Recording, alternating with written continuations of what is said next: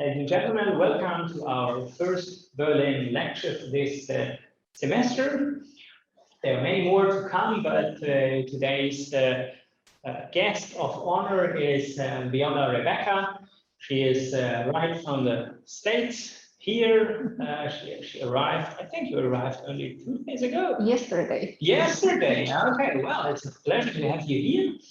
And she is a psychotherapist, and she will be speaking about the history or the stories of women raped during conflicts, and she will give a wide overview of her work.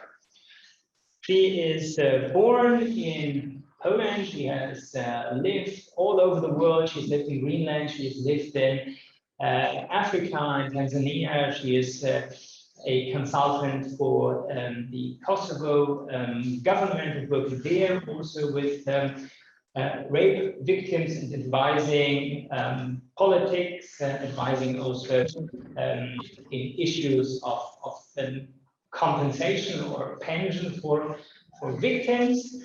And it's not only a mere scholarly interest that made her conduct this work, but she's a practitioner, so she's really working with these women, and this is what she's going to talk about now. Later on, the audience online also has the possibility to ask questions. However, please do use the Q&A section and not the chat function, because we can't assess this quite as good as we can in the Q&A section. I think you have a presentation, and Thank you, Professor, for the introduction. It's such a great honor to be here. I feel really, really moved to present my book first time in Europe. I spoke about my work previously online because of COVID regulation and obstacles. Right now, I am physically here in Europe after 6 years of absence. And the first time I will be talking about my work and my book in this special place, this college. When I'm thinking about my family story, I think this is kind of sign from the universe to talk and share my experience of my family experience and also about my work here in this Jewish American college. And also in Germany. I think that's a sign of kind of reconciliation part. So I am, as a professor said, I'm an author of the book Rape, A History of Shame, Diary of the Survivors. I didn't plan to write the book. I am not a writer. I am a clinician and I'm working with traumatized population for my entire career.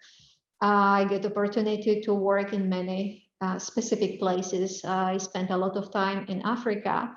And actually in Africa, I realized how rape is affecting people, especially women, but entire community and family and community. And also I get this special connection after when my grandmother, who was survivors of sexual violence during the Holocaust, she shared with me her experience and story. Because talking about sexual violence during the conflict is uneasy itself. I didn't put enough attention for a really long time to her story. And when I get this opportunity to work in Tanzania in refugee camp, I was listening first time entire testimony of the survivors of Rwanda genocide in 1994. And I felt like I met my grandmother. It's completely different place, completely different conflict zone, completely different context, but the story is similar. Since then, I started working on my own transgenerational trauma.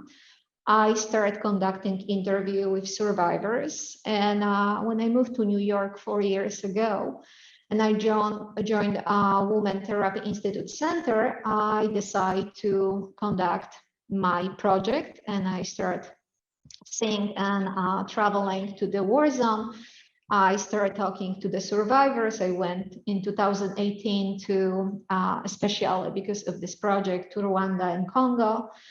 I collected right now is over 200 testimonies. So maybe the beginning of this presentation would be the best to just go to my personal experience. So because everybody usually asking me why I made decision to start this project, why and how. The story of my grandmother is related to the work what I'm doing right now, why this is important to talking about sexual violence during the conflict, why this is so difficult, what does it mean trauma, what does it mean PTSD, post-traumatic stress disorder, what does it mean war rape survivor syndrome, and how about the transgenerational trauma, meaning how about message, what is transmitted by our body to the next generation after complex traumatic experience. In 1939, Nazis crossed the border and invaded Poland. For the next 5 years, Adolf Hitler and his enabling supporters attempt to single-handedly annihilate Jewish people and culture. This raging trauma paralyzed the world. David Boder, an American psychologist, his family came from, is part of the Europe, from Lithuania. First stepped foot in Europe in 1946 to record testimonies from the Holocaust survivors who are Jews. He was the first to interview war rape survivors and document their experiences. Within 2 months, Boder conducted over 130 interviews in 2 different languages. Boder's successful interview technique consisted of recording survivors as they sang. After the interviews hear themselves through the recordings, it opened the door for them to share other more difficult and personally painful memories. This therapeutic and documentation technique was an essential cornerstone that was effectively utilized to pave the road to recovery for trauma survivors. Boder was adept of cognizance of the importance of uncovering deep psychological wounds to heal survivors from their traumatic experience and symptoms. Time was of the essence. Boder raced against the clock to listen to as many survivors as possible before their memories began to erode and other defense mechanisms would intervene. David Boder, who himself was Jewish, wanted to rebuild the very people and culture with whom he identified. This was as much his healing and healing for the survivors themselves. Discussion of the Holocaust evokes many powerful emotions, and people shared their pain, anger, helplessness, secrets, guilt, and shame. This is what trauma looks like. A baby of powerful and overwhelming emotions, sometimes conflicting and confusing and overwhelming. I noticed it many years ago when I began working with trauma survivors that they maintain in some capacity hope through an almost idealistic fairy tale type of ending their painful traumatic experiences. Hope drives us through transition to change. Hope empowers us to overcome obstacles. Often though, as people are faced with a major traumatic life-changing event, they begin to realize that the fairy tale, more often than not, does not happen. As I was writing my book, Rape, A History of Shame, Diary of the Survivors, I felt this hope as I interact with war rape survivors from East Congo. When I was listening to the stories shared by Yazidi women, and when I was witnessing some testimonial of Rohingya women who were raped by the others from Burma. Genocide does not bring happy endings. Personal healing does. Not all war conflict survivors can reconcile their past and mend the scar that it has left. This was the story of brave, loving, and deeply traumatized my grandma. For the last few years, I have been sharing my grandmother's experience publicly. As my audience grows, my voice retains to the same level of emotion as the first time. Even today, I feel emotional, moved. I spoke of her openly. The early parts of my project were traumatic for me, for many of reasons. One was having to face and confront people who deny the very existence of the Holocaust. As a clinician, I can understand why people deny empirical information or experiences as a means to remove themselves from an association with painful experience at their hands. Experiencing denial regarding my family trauma, my grandma's trauma, was something indescribable. As I share my grandma's story, which was also my mother, inherent trauma, my inherent trauma, and that of my daughter, I put myself in a position of being completely vulnerable and exposed. To speak of my grandmother's pain is to attempt to reopen all wounds, some of which have not completely healed. Grandma was subject to the torture as a Nazi's experimental subject and raped once the Russian Red Army liberated Ravensbrück from the Nazis' occupation. After sharing my family pain, I was punished, blamed, and accused because I triggered difficult and unresolved feelings between others. Probably unconfront them, even subconsciously, with their secrets, their denial, their guilt. It was during this time that I learned a great deal about trauma. I began to understand the scope of just how powerful trauma was and still it is. I now feel more ready to share another one detail of my family trauma. Grandma was captured by the Nazis with her sister, Auntie Hala, when she was a member of Polish underground resistance.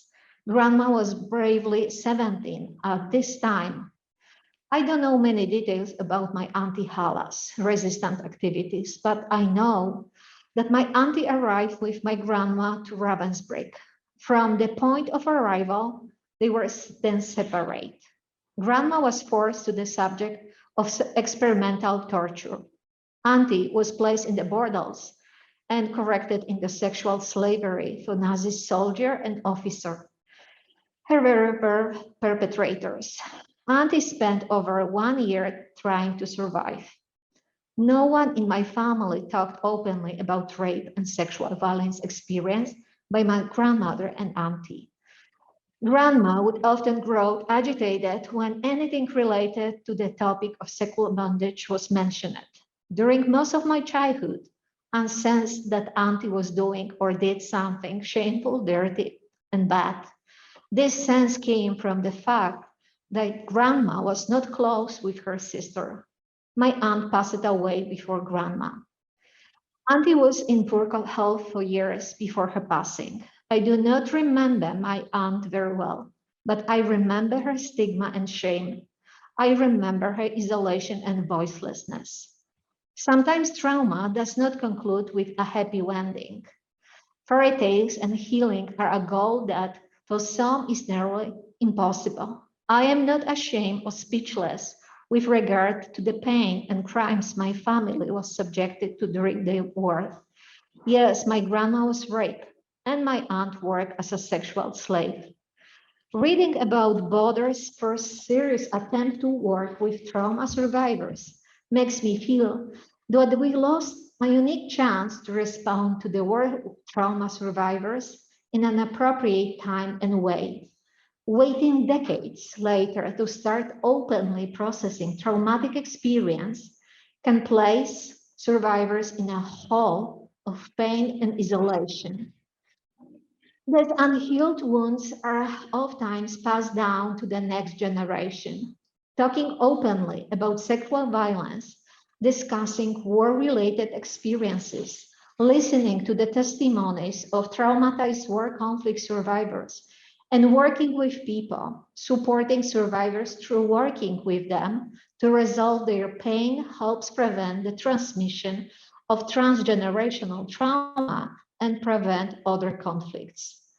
Studying the story of Boder made me realize that I lost my chance to live a life that focused more on pleasure than addressing pain. The two previous generations of women in my family were not able to overcome and heal. I too have my struggles. Thinking about the women in my family, I see a group of unaware, voiceless people who did not have a family, a chance to live their life without holding the burden of war rape. This is my family past, present, and some the future as well.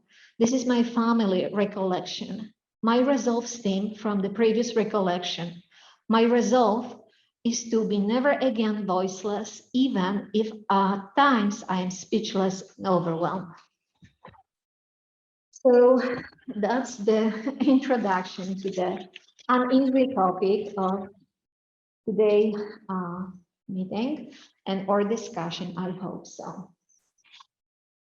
I decided to the name of the book, Rape, A History of Shame, Diary of the Survivors, because when I started working with Women Institute Therapy Center, they requested from me to start some project, and I was deliberating for a really long time where I will involve my energy and my knowledge, and I brought to their attention idea of the testimonies from the survivors of sexual violence in Rwanda.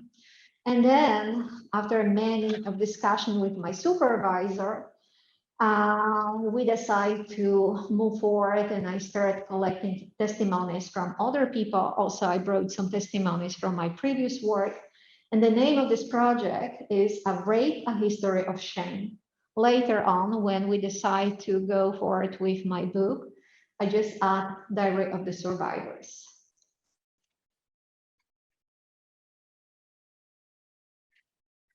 That's my grandmother.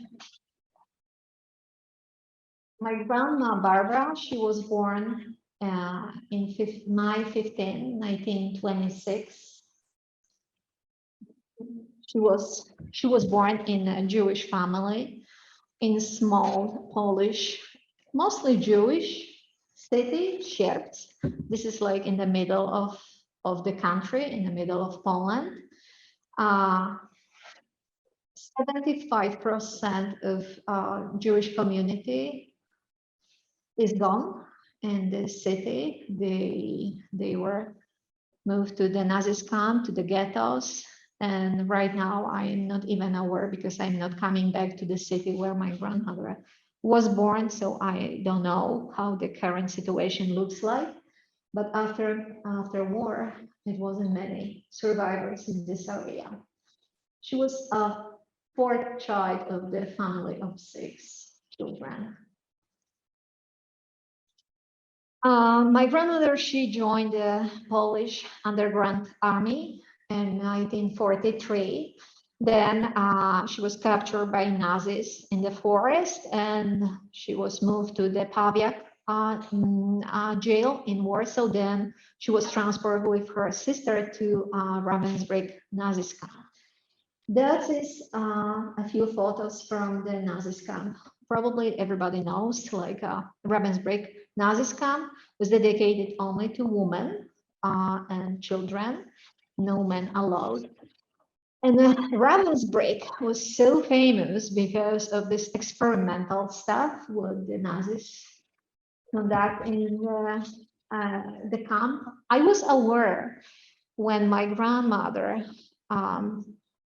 she was in really bad health, so she was struggling with many consequences of many things, probably not only just because of experimental stuff, what was itself challenging, but also about rape. But she was sharing some story from Ravensbrück. She was talking openly about experiments. She was attending medical treatments, and it was somehow obvious in my family what she went through.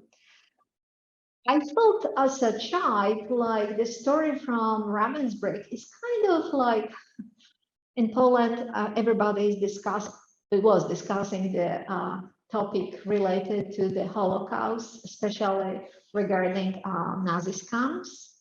But I didn't know much about Ravensbrück. When I started conducting my research and I started doing my work, I met Stacy Fitzgerald, who is an American documentary movie maker. And she told me actually a lot of facts about Ravensbrück. She brought to my attention a story of brave young women who were fighting in Ravensbrück inside the camp with the Nazis. She brought to my attention more details about Ravensbrück life. She brought to my attention attempts from the American government to bring women to America in 50s during the Cold War. And over 35 women came invited by the American Congress. They spent a few months in the United States going through the recovery and traveling around the country. And that is fascinating for me because my grandmother, she was deeply in love in America country itself, and I didn't know why. So after when Stacy told me the story of the visitors, I realized like my grandmother, she was probably one of these people who were invited to the United States. However, for so many of reasons, she didn't visit United States during this time. So I highly recommend to put in your mind name of the documentary movie, Saving the Rabbits of Ravensbrück. And I don't know exactly when movie will be released, but that is something important to know about the story of this specific small group. People discussing how many women really we can call them as a rabbits of Ravensbrück. They are saying like 65, maybe 83. So the number is falling. And my grandmother joined. She came to the camp in December 1943, after already 1.5 years of intense experimental stuff. So she was subjected to the injection of the poisons. She wasn't subjected to the transplant of bones, what you can see in one of the photos here. That is the major work of experimental stuff what the Nazis conduct on prisoners in the camp. I mentioned this before. I got the opportunity to visit and work in Rwanda many times. I was visiting this country last time in summer 2018.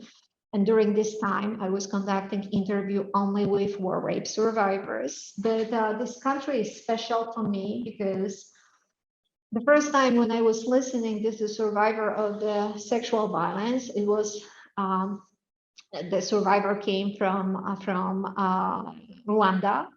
Actually, I met this young woman with 2 children in a refugee camp in Tanzania in 2006, if I'm correct. And she told me her story. One of the story, her name, she was requesting to call her Tanganyika.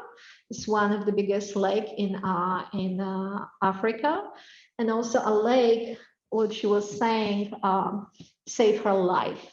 So Tanganyika was a child when she was first time raped. She came from the Tutsi group, and entire family were killed during the genocide 1994. And then she was abducted and moved to Congo, and she spent with her doctor a few years. She delivered 2 babies as a teenager, and then she escaped with 2 children to the refugee camp in Tanzania. So probably you know, like in 1994, in April, the biggest, most violent genocide happens in this really beautiful, peaceful, small country inside Africa, middle of Africa. The conflict between Hutu and Tutsi has long story. So when I was conducting interview, of course, I was doing a lot of research related to the colonialism, to the consequences of the conflict between Hutu and Tutsi, the biggest groups in Rwanda and also in Burundi. So talking about this conflict, we are talking about a lot of historical events, what previously happens in this area between two groups, but also related to the white colonialists, especially Belgian and French, involvement in this area. So during 3 months, 1 million people were killed. Right now, the statistic is showing over 500,000 of women, girls, and boys and young men, they were raped. Probably right now, 45,000 children born as an effect of the sexual activity during this time. So when I was talking to Tanganyika, I realized like her experience is somehow similar to my grandmother's experience. Even knowing like the story, the context, historical events are different, but the context of her own individual experience about traumatic experience is somehow similar to my grandmother experience. That is a few photos from actually from Zaire that you can see here, refugees, also Hutu and Tutsi, who were escaping from Rwanda. In the end of the conflict, June 1994, they went to Zaire, and my friend of mine, David Turnell, he was one of the photographers of this event during this time. When we're talking about the Rwanda conflict, we're also talking about the story, how this conflict began, but also how it ended. And during this time, this activity by the journalists, photojournalists, especially photojournalists, it was so meaningful and important because the conflict was brought to the public attention by many of them, by showing to the world what is happening in Rwanda during this time. So rape during genocide in Rwanda, 1994. After genocide, nobody was open to talk about experience such as rape. And that is specific. So every rape is a trauma experience. It's impossible to just separate rape from trauma consequences. When we're talking about genocide in Rwanda, we're also talking about a cultural context where a woman and girls are not talking about their own experience. This is not something what they are openly sharing with anybody. When I was conducting interview with survivors from genocide, I realized like in Kinyarwanda language, the word to describe rape experience doesn't exist. You cannot say I was raped, right? Simple message using language. So if you cannot say about this experience, that's mean like this experience doesn't exist. And then I realized like this is not separate and only related to the history or language, Kinyarwanda language in Rwanda. Word to describe a rape doesn't exist in South Sudan, doesn't exist in Swahili language, what is the biggest Bantu language in East Africa. Rape as a word doesn't exist in the language of Rohingya people. Rape doesn't exist in Yazidi population. So you're realizing when you're listening to the survivors, like they cannot describe their own experience, they cannot share their trauma. And that's mean like also they cannot heal because the language is the first tool what we are using, trying to share what we went through, right? That is obvious for us. That is obvious for many other people from Europe or from the countries where we are using English language. But probably in the most part of the world, rape as a word doesn't exist in their languages. So I decide to start using description of trauma when I start talking about rape, especially rape during the conflict zone. When we are talking about war, I don't know, you guys are aware of the Mukwege Foundation or Dr. Mukwege? Who is the Dr. Mukwege? Probably yes, maybe no. Dr. Mukwege is the Congolese gynecologist who is living in Bukavu. This is a small city in the southeast part of Congo. He's a Nobel laureate from 2018. He is working with war rape survivors of sexual violence over 30 years in this specific area. In 2018, with Nadia Murad, both of them, they received Nobel Prize because of their achievements regarding the sexual violence awareness. So Dr. Mukwege is saying like rape and war is like a twin combination.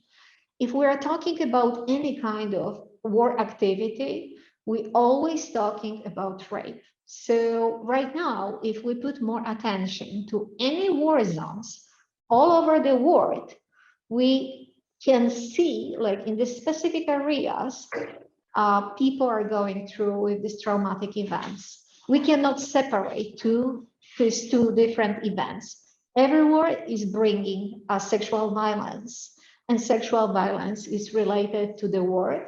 And Dr. Mukwege is saying like rape is a weapon of war. That is the description what we are using when we're trying to describe this sexual violence during the war activity. And I think for the psychologists, for the people who are working with wars as a historian, as a politician, as a sociologist, it's really important to see this combination, war and sexual violence. So I decided to go through with understanding of rape as a traumatic events.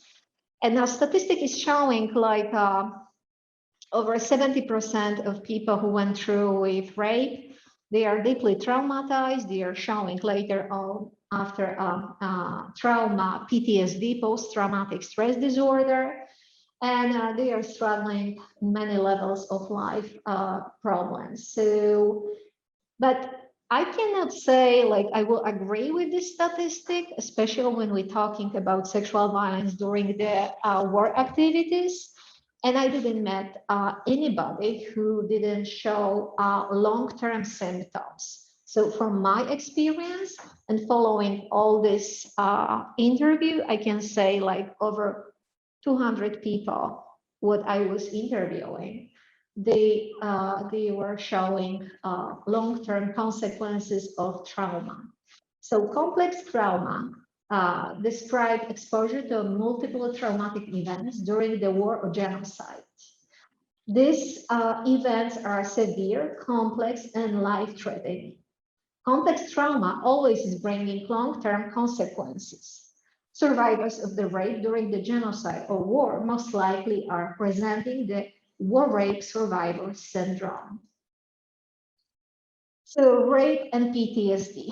As a psychologist, probably you know description of the consequences of long-term consequences of trauma. And we call this post-traumatic stress disorder, what is the response of our body and also our brain mind to this complicated and painful experience. So PTSD, post-traumatic stress disorder, was adopted in 1980 and describe condition of Vietnam veterans who went through with life-threatening experiences. So later on, this description started being used by the DSM, that is manual, American manual, describing mental illnesses and consequences of other mental problems. In the United States, in Europe, we are using, I'm not using anymore, but is popular ICD-10, where you can find also description of post-traumatic stress disorder. Rwanda rape survivors, that is one of my survivors who agreed to share with me her story. She survived the genocide in Rwanda. Her family were killed and raped. She lost her husband and 6 kids. She survived. She remarried, and she told me a really beautiful story of like Rwandan people are, especially after genocide, they are always guarded, so they are not open up easily. They are not sharing easily their own experience. So I find the story what she shared with me, and especially the tale what she told me, as a really meaningful, because I find in this story some additional message about hope even after this horrific experience what she went through. You can share and you can read her story in my book. So consequences of sexual violence during the genocide, like these consequences, what you can see here, are related to the psychological problems. But of course, the consequences of sexual violence during the genocide is also related to the social, political, maybe psychological, physical, social, and political levels. So when we are talking about consequences from the individual perspective, such as psychological response, we are talking about nightmares, dissociation, anxiety, depression, of course, inability to trust others.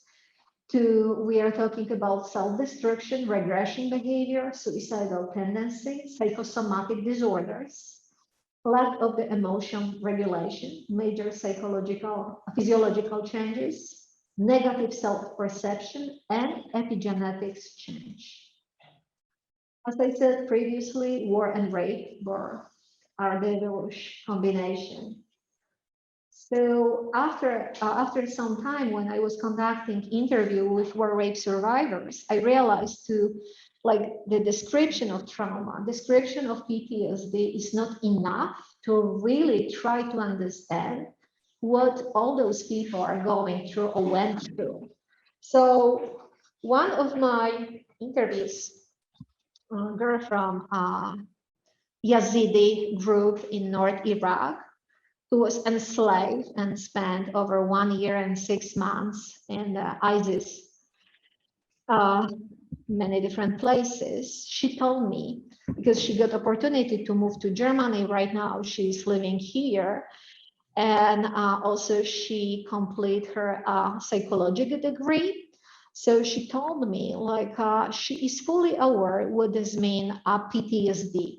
And somehow she can understand, she's dealing with the PTSD syndrome and symptoms. However, she deeply disagrees to the description, what is describing her own experience and also perpetrator's experience, because many of the soldiers, they are struggling with PTSD. And that's brought to my attention something extremely meaningful, like we are using some description, missing the point, what that need to be separate, like this, the experience of survivors is different than the people who were subject to the wars and genocide. However, they were in completely different position. This is one, of course, of many other things what brought to my attention, and I decided to describe this syndrome the way what I am sharing with you, war rape survivor syndromes. So what does it mean? War rape survivor syndromes. That is, of course, consequences of the rape during the war genocide. That is combination of the physical, psychological, social, cultural consequences, like from the individual and group level. That is also the body-mind changing experience, what is impossible to compare to the only other life events.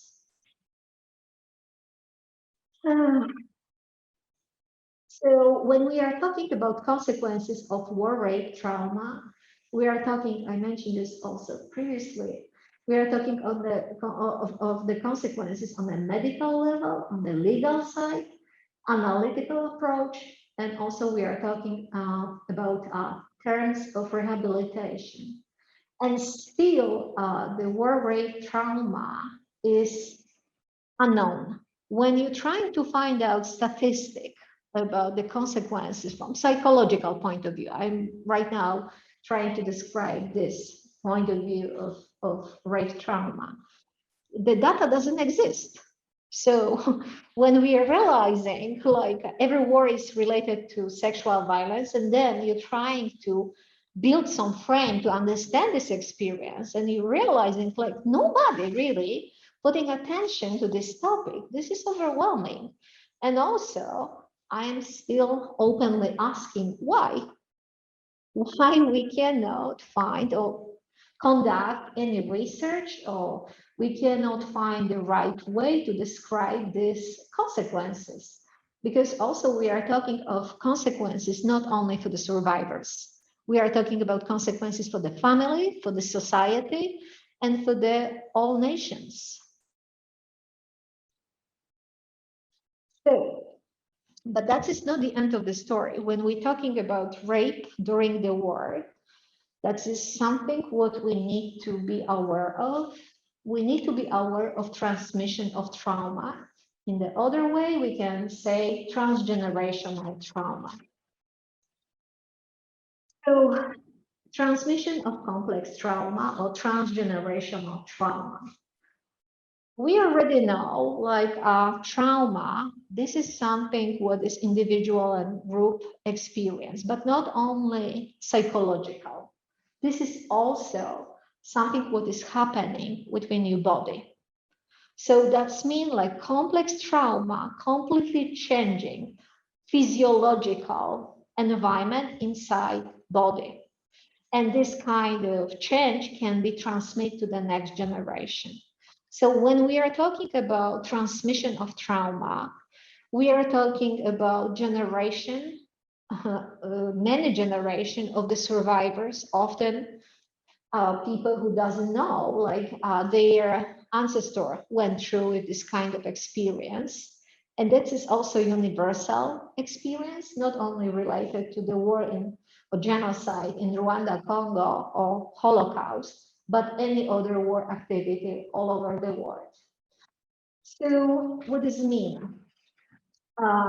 When I moved to United States, first I used to live in Santa Fe, New Mexico, and probably you know, like in this area is Los Alamos Laboratory, really famous American scientific place where they are working on many different things, and one of them is transition of trauma, transgenerational trauma. Then I moved to New York, and I was able to interact with Rachel Yehuda, who is the doctor who is conducting research in Mount Sinai Hospital. She's doing a lot of work with second and third generation of transition of trauma regarding Holocaust. So I highly recommend her work because she's describing complex trauma from this really easy to understand perspective. And I think that it's important to be aware of how this works when we are trying to understand this. So we know, like, we are transmit the trauma by our behavior or by this physiological changes inside our body. After all this, what I was saying,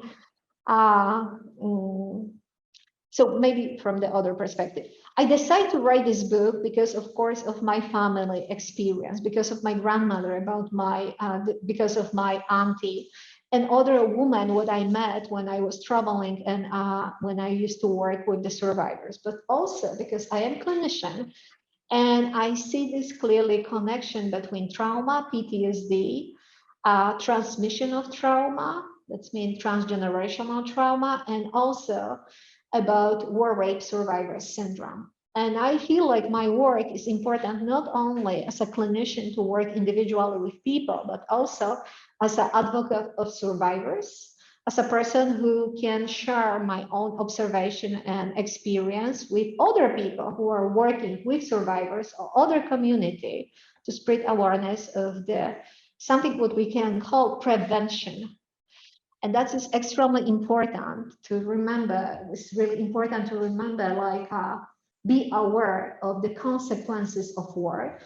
That's mean like to be aware of the consequences of trauma, of PTSD, of transgenerational trauma, war rape survivors trauma, because that's building when we know this, when we are realizing this, we can be more aware before when we start involving ourselves to any kind of danger activity. That is like a short story and not all of it, but a few of photos of people what I was able to interview. I can clearly say like I was lucky enough to interview people from almost every single war zone. So I was able, when we going through, this is my grandmother, somewhere is my auntie, but also I was able to interview Miss Hyun, who is working with a comfort woman in South Korea. That is powerful story. If you don't know, please read about the story from Japanese occupation and comfort station during the before and during the Second War. I was able to work, and I'm still working with Kosovo Rehabilitation Center. This is Feride Rushidi, who is doing an amazing work in Balkan area, especially in Kosovo. This is Feride Rushidi and survivors of sexual violence, the first person who publicly spoke about this experience in Kosovo. Right now, this person is a member of the parliament in Kosovo, Vasfie Goodman.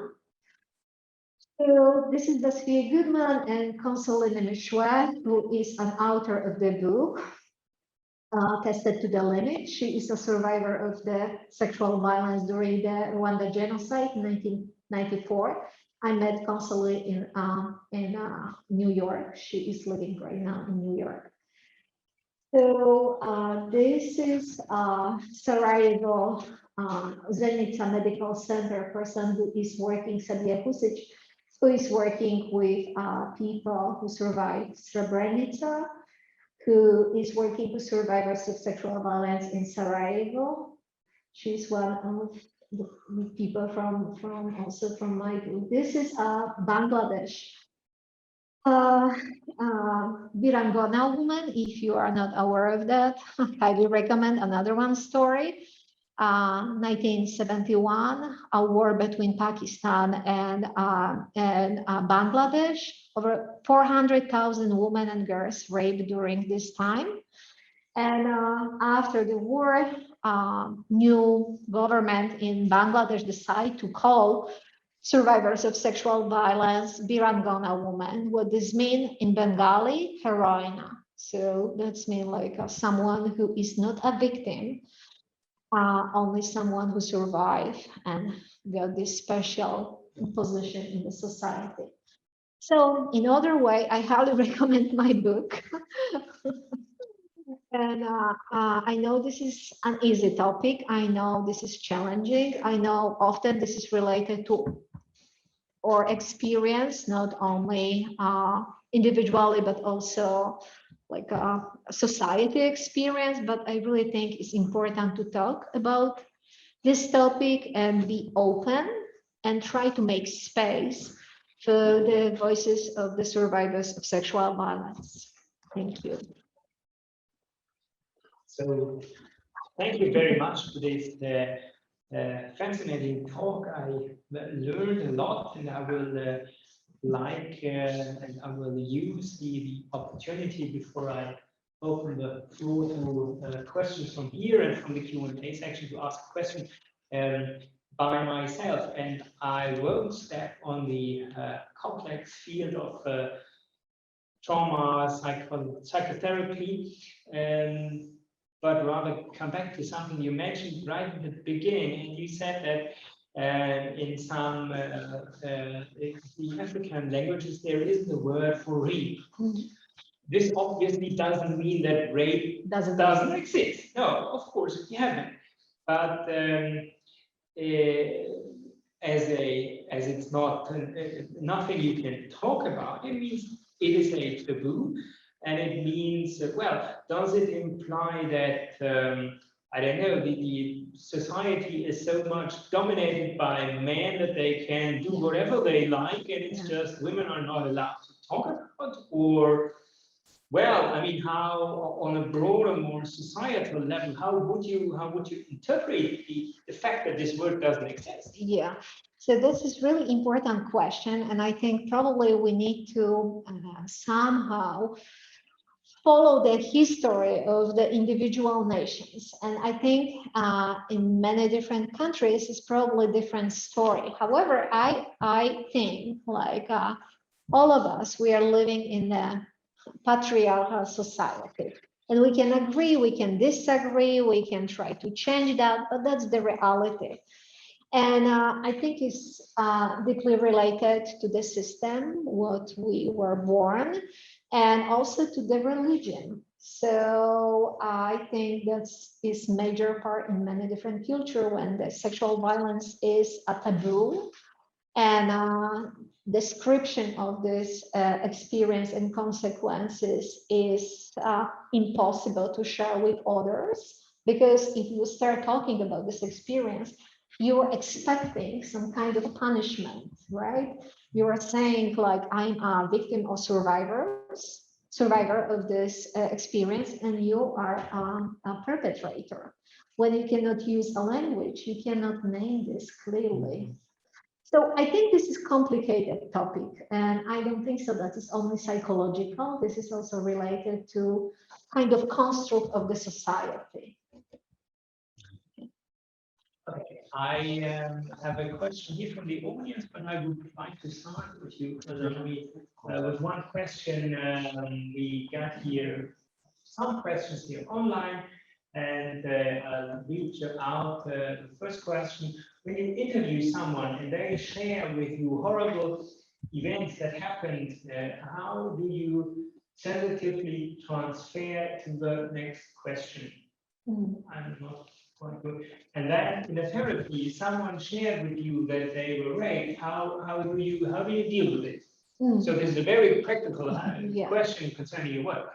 So the first, I would like to separate those questions. When I was conducting, and I am conducting interviews for rape survivors, I know like the most important is to try to build trust between me and survivor. So I am not conducting any organized interview. I am more focused on interaction with this person, and I'm trying to build as much as possible safe environment, and I am listening. I am not asking, or if I am asking, this is maybe some additional question to try to understand deeper something, but I am not conducting typical interview question, because that is not something that is building trust, and that is so important to get the point of entire story. And I really think like that is only one way to get the story fully. And answering the second question, so it's different story when I'm working in my office, right? So usually when I'm working in my office with the survivor of sexual violence, if this is a rape under normal circumstances, or survivor of sexual violence, we have a time. So that means I'm seeing this person more than one time. We can try to build trust in other ways. So I can also ask some additional question. Time is not limited. When I am interviewing people, often from the other part of the world, my time is limited. So I need to approach them differently.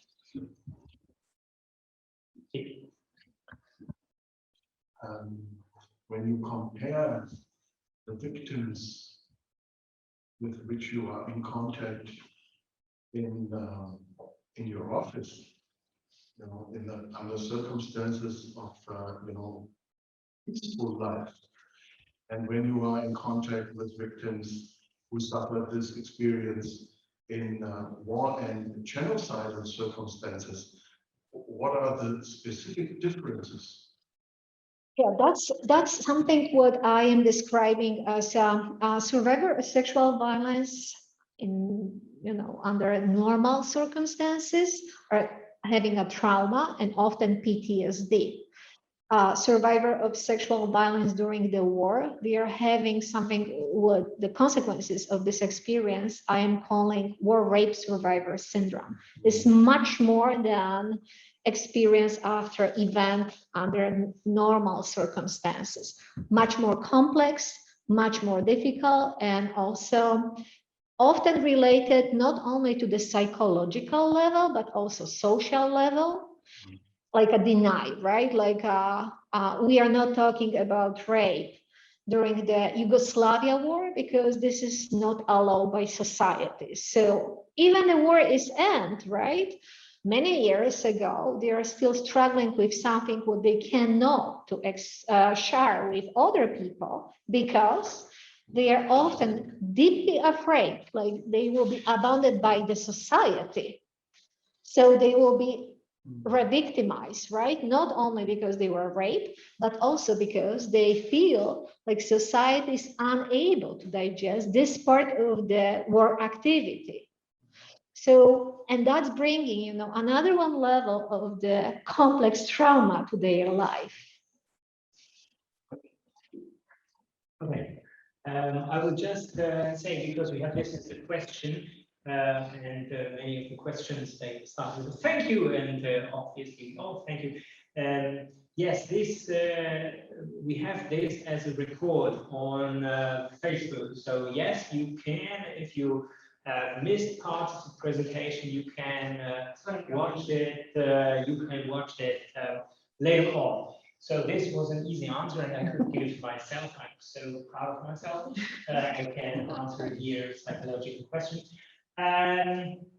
We have a question here. You mentioned that perpetrators of rape in war often are victims of PTSD themselves.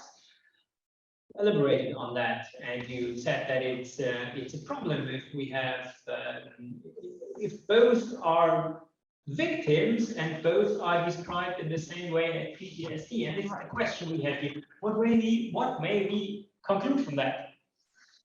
So I think like slowly but steady, as a whole society, we evolving regarding understanding of rape under normal circumstances. Of course, I know, like in many different places all over the world is different. Like, I don't know, you guys aware, like in 2016 in Japan, first time they decide to put description of rape under normal circumstances as a crime. To 2016, rape as a crime activity doesn't exist in Japan culture. You can imagine something like that? So if someone was raped and went to the police and report this crime activity, if this person was raped, only rape, this crime doesn't exist. If she was bitten, when somebody stole something from her, yes, but still they start the legal process because of other things, not rape related. So I am bringing this part of the story because I still think like we are evolving regarding rape as a crime activity. And we are trying to understand position of the survivors of sexual violence. We are calling perpetrators responsible for this act. We are talking and educating young people. We're trying to build awareness of the consequences related to rape as a psychological event and also physical event. However, this is completely different story when we are talking about rape during the any war and genocide activity.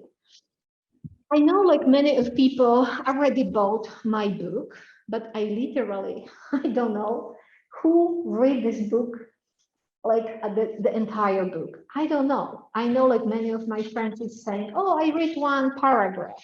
Oh, I will read sometime soon. That's great. Like you are sharing this story, but that's so overwhelming. And I'm referring right now to my colleagues, to my friends who are working as a clinician. So for me, that's mean like we are still struggling with kind of ability to really open up towards this topic and try to really see the consequences of something what is like ongoing process. I would like to say like probably somehow we are growing as a society, as a Western world to confront to the reality of the consequences of rape. That is not done yet. We are more advanced about rape under normal circumstances than rape during the war.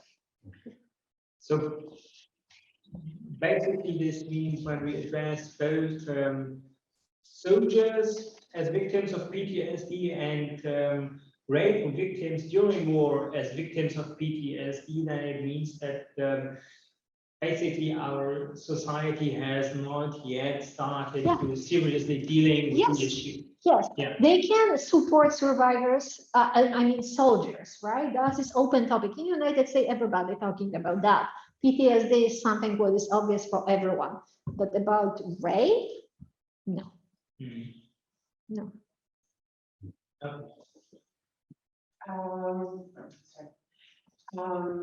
Very emotional presentation. Thank you. Trigger. I'm so sorry. But very emotional. And I wonder, you said there's a specific PTSD syndrome of war and genocide, right? How is that different? Because all the symptoms that you described are basically the same as normal rape survivors. Right. So we are, the difference is mostly related to the somehow to the level of other events related to the war, right? Like most of the victims of sexual violence during the war, they lost families. They were in the area of activity where other people were killed. They were witnessing to these events. They were witnessing to the other kind of violence. Usually, rape survivor under normal circumstances is not experiencing this kind of event. And I am absolutely not saying like one is worse than other, because I'm not comparing that. We cannot do this. Absolutely no. But I'm just saying like the experience of war rape survivors is much more complex and related to the other events of this, what we call like a complex trauma, other events. I have another question here online, which probably addresses something that is maybe even more taboo.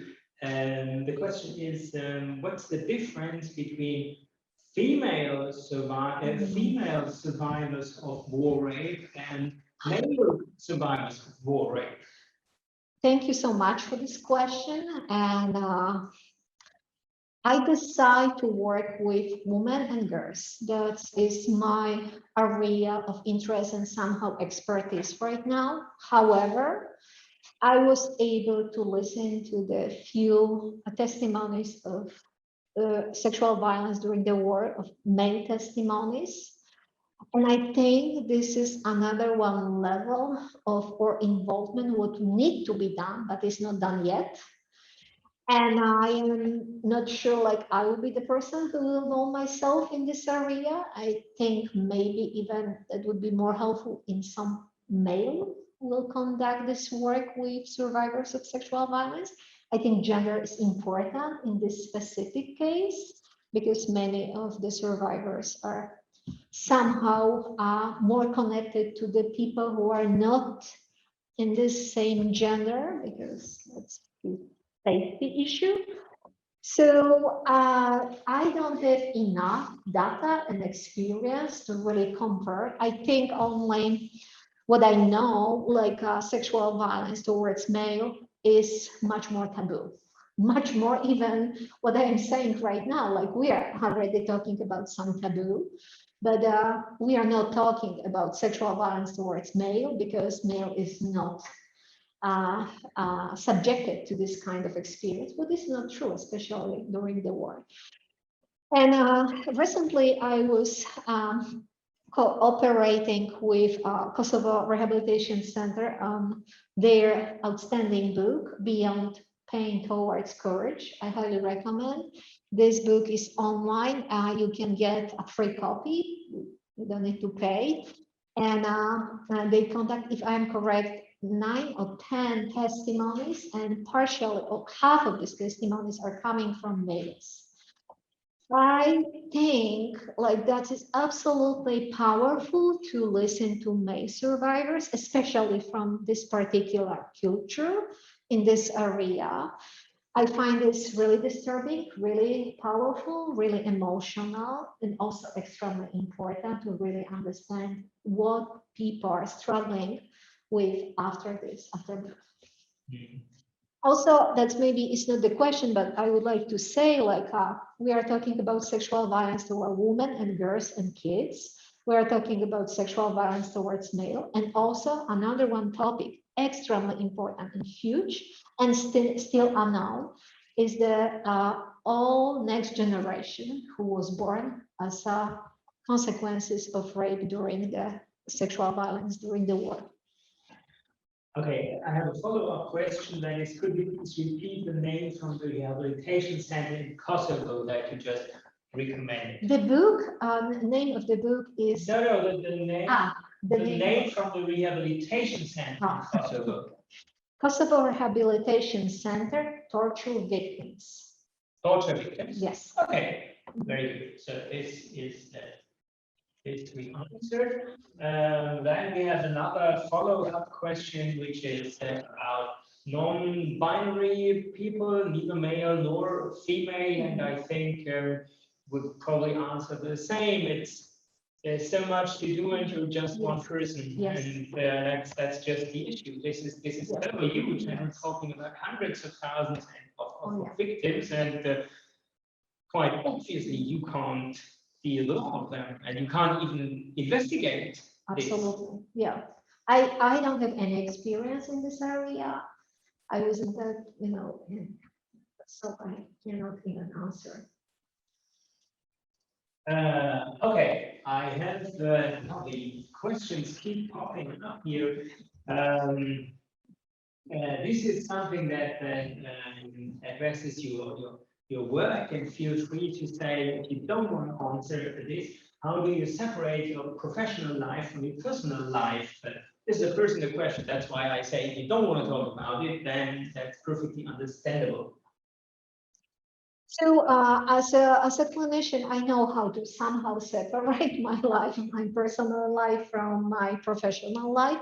However, when you're working in this specific field, it is extremely difficult to separate as a clinician, because I built a lot of close relationship with survivors, and they are more like my somehow friends right now than my patients. I know how to separate relationship with clients and myself when I'm working in my office. When I'm working with people who are deeply involved and they are survivors, is different level of involvement. Yes, please. Yeah, I was just wondering, because you said that you had a lot of experience, and yes, obviously, you do, but like, the rest, I think you understand.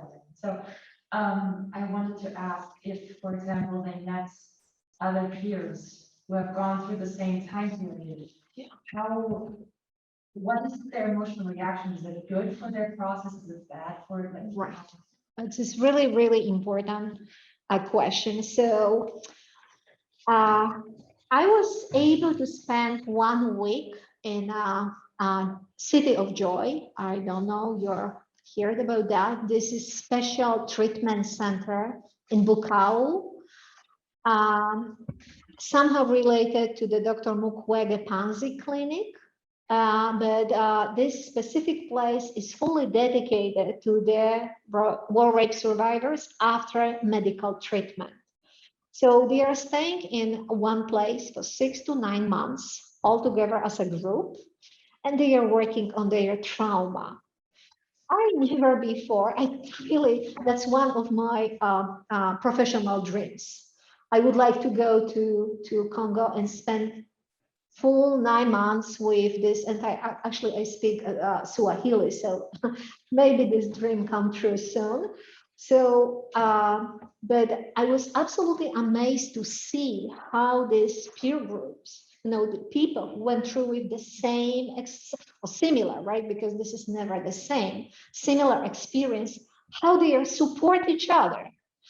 I was, one time I was witnessing to the extremely powerful testimony of one of the survivors. She was crying and she was describing details. Somehow, I would like to say she was decompensating, right? What is normal? This is normal reaction to this kind of experience.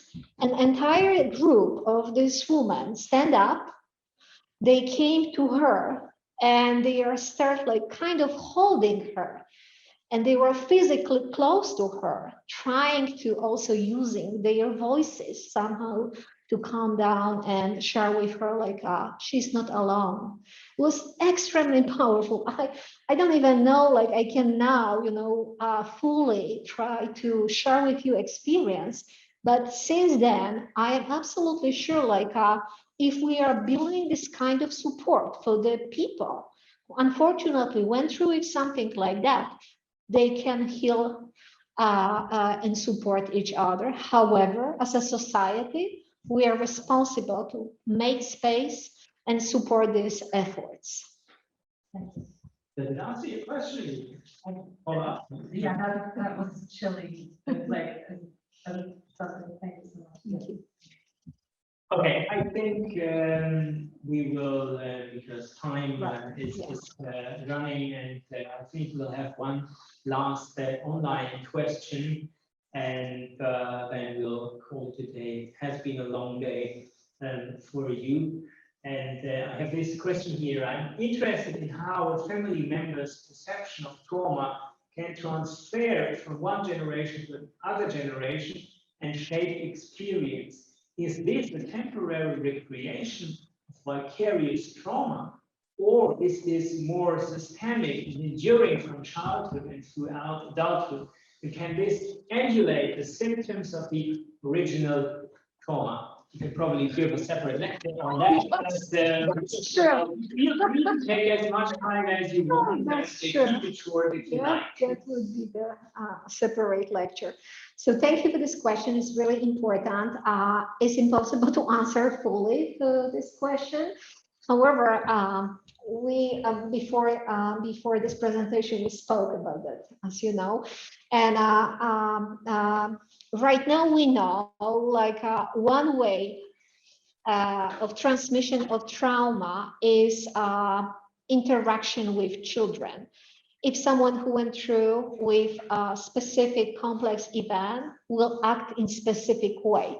So John Bowlby, who was a famous an American psychoanalyst, he is saying about theory of attachment, where you can see how survivors, especially of sexual violence, how they are building relationship with their children. We can clearly say like people who went through with trauma, they are having, because their function is related to the fight, flight, and freeze response, what is related to traumatic experience. And that is affecting interaction with their children. And the interaction with children is based on the high level of anxiety. That is one perspective or layer of how this interaction looks like. In other way, because of the physiological changes, physiological environment is different after trauma, and that is affecting next generation by transmission in this physiological level. Long story short. Well, this was amazing that you can keep it so short. And I must say, as impressed as I am of this very short answer, I'm impressed of your work, of your lecture, and I'm extremely grateful and glad that we had you here. So thank you once more for this fascinating presentation, and well, it would be a pleasure to have you when you're next here in Berlin, and maybe with a regular seminar and to talk our students Thank you so much. psychology from Holocaust. Thank you. So thank you again, and Thank you, everyone, and I'm see so you sorry for again. this disturbing feelings, and thank you for joining me today. Thank you. Thank you, Professor. Thank you.